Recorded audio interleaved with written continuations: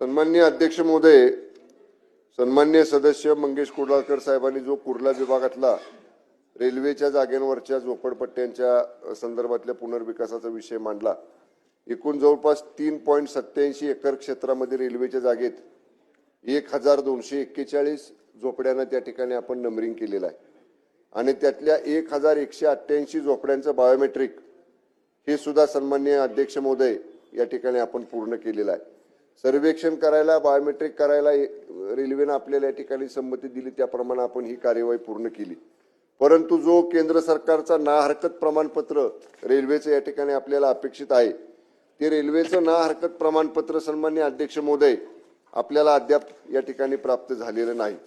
मी आपल्याला सांगेन की सन्माननीय अध्यक्ष महाराज 23/3/2022 ला रेल्वे मंत्रालय सचिव रेल्वे मंत्रालय भारत सरकार यांना परत 21/2/2023 ला चेअरमन आणि सीईओ रेल्वे मंत्रालय भारत सरकारला, 25/4/2023 ला चेअरमन रेल्वे बोर्डला, 9/9/2024 ला माननीय मंत्री रेल्वे या ठिकाणी भारत सरकारला आणि 14/10/2024 ला कॅबिनेट सेक्रेटरी भारत सरकार यांच्याकडे एवढ्या 6-7 वेळा आपण सातत्याने पाठपुरावा केलेला आहे।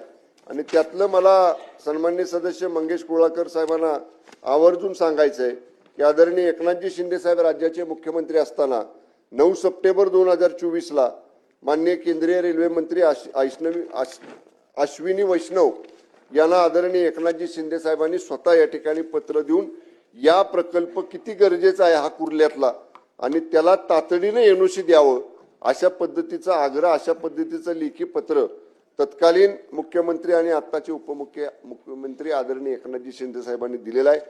जे सन्माननीय कुडाळकर साहेब सांगतात की याचा पाठपुरावा करणं गरजेचं, जर आपण केला जरी असला तरी सुद्धा जेव्हा म्हणजे मला आवर्जून सांगितलं पाहिजे की याच्या अगोदर असंच डिफेन्स लँडचा एक प्रश्न सन्माननीय वरुण सरदेसाई इथं आहेत आणि आणखीन मला वाटतं मुरजीबाई पण इथं आहेत, तुम्ही पण त्या डिफेन्स लँडच्या लक्षवेधीच्या वेळी प्रश्न उपस्थित केला होता। आपण एक बैठक घेतली बघा, तुम्ही त्या बैठकीला आला होता माझ्या दालनामध्ये आणि त्या बैठकीमध्ये आपण डिफेन्सच्या अधिकाऱ्यांकडे सुद्धा याचा आग्रह केला की बाबा ह्या डिफेन्सला म्हणजे संरक्षण दलाच्या जागेला तेवढी तर सेन्सिटिव्ह रेल्वेचं नाही, म्हणजे जसं डिफेन्सला अनेक नियम आहेत तेवढे कडक नियम रेल्वेच्या बाबतीत नाही, पण डिफेन्सच्या बाबतीत सुद्धा आपण पाठपुरावा करतोय। आपली बैठक झाली, आपण त्यांच्याकडे विनंती केली आणि दिल्लीला जेव्हा सन्माननीय अध्यक्ष महोदय केंद्राचं अधिवेशन असतं लोकसभेचं आणि राज्याच्या प्रश्नासंदर्भात केंद्राकडे जे राज्याचे प्रश्न आहेत तेव्हा माननीय मुख्यमंत्री, दोन्ही उपमुख्यमंत्री हे खासदार साहेबांच्या बरोबर आपल्या महाराष्ट्रातल्या एक संयुक्त बैठक घेतात आणि खासदार साहेबांनी तिथं प्रयत्न करावा राज्याच्या प्रश्नांसाठी, त्यामध्ये याचाही समावेश केला जाईल। या कुर्ल्यातल्या रेल्वेच्या जागेच्या ज्या झोपड्या आहेत याचं पुनर्वसन करण्याच्या अनुषंगानं त्या केंद्राच्या जसं डिफेन्स लँडचा आम्ही पाठपुरावा करतोय तसं ही रेल्वेचा कुर्ला परिसरातला प्रकल्प सुद्धा त्यामध्ये घ्यावा हा सुद्धा या ठिकाणी प्रयत्न केला जाईल। आणि आदरणीय उपमुख्यमंत्री तथा नगरविकास मंत्री माननीय एकनाथजी शिंदे साहेबांचा जेव्हा दिल्लीमध्ये केंद्रातल्या कामांसाठीचा दौरा असतो तेव्हा बैठका असतात, त्या शिंदे साहेबांच्या आणि आदरणीय मुख्यमंत्री देवेंद्र फडणवीस साहेबांच्या या दोघांच्याही प्राधान्यक्रमाच्या कामात या प्रकल्पाचा निश्चितपणे दिल्लीतल्या पाठपुराव्यासाठी समावेश केला जाईल। दिलीप लांडे। अध्यक्ष महोदय, तुमच्या माध्यमातून मंत्री महोदयाला विनंती आहे की कुर्ल्याचाच प्रश्न आहे। कुर्ल्यामध्ये गावदेवी विभाग आहे, रेल्वेच्या पटरीच्या बाजूला वसलेला विभाग गेले 40 ते 50-60 वर्षापूर्वीचा आहे। मंत्री महोदयांनी चांगलं उत्तर दिलं, मान्य आहे, प्रयत्न सुरू आहेत, मान्य आहे, परंतु अध्यक्ष महोदय रेल्वेचे प्रशासन माझ्या गोरगरीब झोपडपट्टी धारकांना 6-6 महिन्यांनी परत नोटीस देऊन त्यांना जे भीती तयार करतात ही या ठिकाणी महाराष्ट्र शासनाच्या वतीने थांबणार आहे का? अध्यक्ष महोदय, माझा दुसरा प्रश्न आहे की महाराष्ट्र शासन मेट्रो प्रकल्पासाठी रेल्वेमध्ये बाधित असणाऱ्या लोकांना घराच्या बदली घर देत आहेत, पण त्याच धर्तीवरती या माझ्या गावदेवी विभागातील लोकांना, रेल्वेच्या हद्दीत असणाऱ्या बाधित लोकांना, गरीब लोकांना घराच्या बदली घर शासन देणार आहे का? आणि त्या पद्धतीने दुसरी, केंद्र शासनाकडे हे बोट दाखवतायत. केंद्र शासन पण आपलंच आहे, महाराष्ट्र शासन आपलं आहे. मग या ठिकाणी आदरणीय देशाचे पंतप्रधान नरेंद्र मोदी साहेबांचं जे स्वप्न आहे, पंतप्रधान आवास योजना, या योजनेच्या माध्यमातून या झोपडपट्टीमधील रेल्वेच्या प्राधिकरणामध्ये येत असलेल्या झोपडपट्टीतील गोरगरिबांना आवास योजनेच्या माध्यमातून घरं देणार आहेत का, हे देत असताना, पाठपुरावा करत असताना तातडीने रेल्वे प्राधिकरण गोरगरीब झोपडपट्टीतील लोकांना नोटीस देणं शासन बंद करणार आहे का? सन्मान्य सदस्य दिलीप मामा लांडेंनी जो झोपडपट्टीधारकांना रेल्वे प्रशासनाकडनं सातत्यानं 15-15 दिवसाला नोटिसा देऊन त्यांना या ठिकाणी तिथनं निष्कासित करण्यासाठी या ठिकाणी सांगितलं जातं, या संदर्भात रेल्वे प्रशासनाच्या बरोबर चर्चा करून त्यांना उचित त्या सूचना दिल्या जातील. अनंत नर. अध्यक्ष महोदय, या ठिकाणी एक मिनिट साहेब. सन्माननीय सदस्य कुडाळकर साहेब यांनी रेल्वेच्या हद्दीमधील झोपड्यांचा विषय या ठिकाणी आणलाय. मंत्री महोदय देखील सकारात्मक उत्तर देत आहेत. पण अध्यक्ष महोदय, या ठिकाणी आता त्यांनी सर्वे करायला लावलाय आणि सर्वे करत असताना ते मला वाटतं SRA च्या माध्यमातून क्लस्टर सर्वे करून त्याचं SRA योजना राबवण्यासंदर्भातल्या हेतूने करतायत.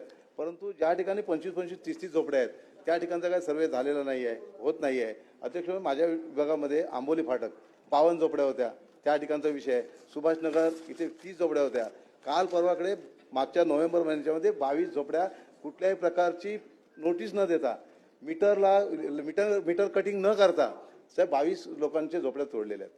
मला वाटतं मंत्री महोदयांनी या ठिकाणी इथे विश्लेषण केलं की SRAच्या माध्यमातून सर्वेक्षण करू. पण अध्यक्ष महोदय, 2016 मध्ये 120 लोकांचं पुनर्वसन याच विभागातल्या लोकांचं केलं गेलं. 120 लोकांचं ते कुठल्या धर्तीवर केलं गेलं? माझी विनंती अध्यक्ष महोदय, शासनाची जबाबदारी आहे, कुठल्याही जागेवर मुंबईमध्ये झोपडीधारक असेल आणि तो संरक्षित असेल तर त्याचं पुनर्वसन व्हायला पाहिजे. माझी विनंती आहे की शासन, महाराष्ट्र शासन आणि केंद्र शासन यांचा काय समन्वय होईल तेव्हा होईल.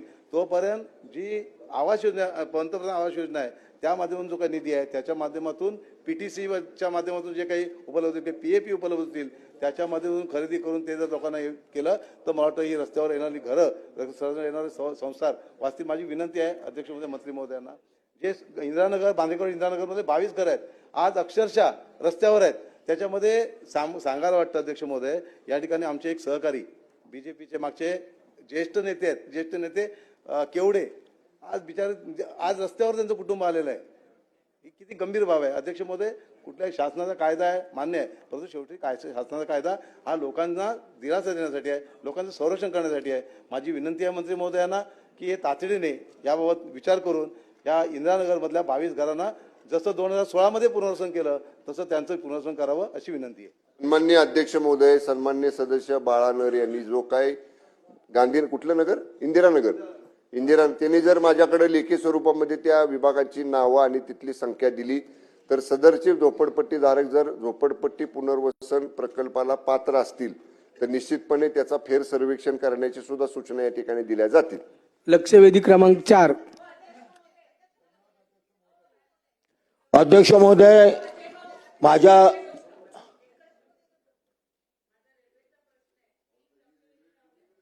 अध्यक्ष महोदय, ह्या रेल्वेकडच्या झोपडपट्टीसाठी मी 3 लक्षवेधी लावल्या. 3 लक्षवेधी लावून सुद्धा त्याच्यावर एकही अजून उपाययोजना झाली नाही. सन्माननीय मंत्री महोदय इकडे आहेत. अध्यक्ष महोदय, माझ्या मतदारसंघामध्ये इंदिरानगर, साईनाथ नगर, दहिसर गावठण, त्याचबरोबर पुष्पविहार कॉलनी, ह्या दहिसर रेल्वेच्या बाजूला असलेल्या झोपडपट्ट्या, आणि त्यांना आज रेल्वेकडनं नोटिसा आल्या, इंदिरानगरच्या झोपड्या जमीनदोस्त केल्या. पण अध्यक्ष महोदय, सन्माननीय मंत्री महोदयांना माझं विनंती आहे, पहिला प्रश्न आहे की अध्यक्ष महोदय, रेल्वेने त्यांचा सर्वे केलेला आहे, त्या सर्वेनुसार जर 4 बांबू बांधून कुठल्याही माणसाला 2000चा पुरावा दिला तर त्याला 300 स्क्वेअर फूटचं घर मिळते. मग हे 50 वर्षापासून माझी लोक राहतात आणि हे 50 वर्षापासून राहणाऱ्या लोकांना तुम्ही MMRDAच्या माध्यमातून तुम्ही त्यांना PAP देणार का, हा माझा पहिला प्रश्न आहे. दुसरा प्रश्न आहे की अध्यक्ष महोदय, रेल्वेवाले म्हणतायत की सेंट्रल रेल्वेमध्ये घरं द्यायचा कायदा नाहीये. थोडक्यात प्रश्न सांगा, थोडक्यात प्रश्नच प्रश्न विचारते सांगा. अध्यक्ष महोदय. रेल्वे म्हणते आमच्याकडे रेल्वे सेंट्रल गव्हर्नमेंटमध्ये घरं द्यायचा नियम नाही आहे. मग महाराष्ट्र गव्हर्नमेंट त्यांना आधार कार्ड देतं, त्यांना इलेक्शन कार्ड देतं, त्यांना रेशन कार्ड देतं. मग ह्या माणसांना 50 वर्षापासून राहणाऱ्या लोकांना तुम्ही MMRDAच्या माध्यमातून घरं देणार का, पहिला प्रश्न. आणि दुसरा प्रश्न, प्रधानमंत्री आवास योजनेअंतर्गत स्वशुल्काने सुद्धा त्यांना घरं देणार का, हे माझे 2 स्पेसिफिक प्रश्न आहेत. सन्मान्य अध्यक्ष महोदय, सन्मान्य मंदाताईंनी या ठिकाणी सन्मान्य सदस्यांनी जो या ठिकाणी प्रश्न उपस्थित केला तो नवी मुंबई त्या परिसरामधला आहे. इथं चाललाय कुर्ला रेल्वे स्थानकानं बाधित रेल्वे परिसरामध्ये बाधित होणाऱ्या झोपडपट्ट्याचं पुनर्वसन करताना हरकत प्रमाणपत्र मिळवण्याचा. पण समजा ताईंनी जो सांगितला तो विषय जर त्यांच्या परिसरामधल्या पात्र असतील त्या झोपड्या, म्हणजे जे झोपडपट्टीधारक जर पात्र निकषामध्ये बसणार असतील आणि त्यांना 20-20 वर्ष तुम्ही म्हणताय त्याप्रमाणे जर त्यांचं सर्वेक्षण केलं जात नसेल तर परिसर कुठला आहे आणि तो कुठं कोणत्या झोपडपट्टी पुनर्वसन प्रकल्पामध्ये ते पात्र आहेत याची जर सविस्तर माहिती आपण माझ्याकडे दिली तर परत एकदा म्हाडाच्या अधिकाऱ्यांना म्हाडा पुनर्वसन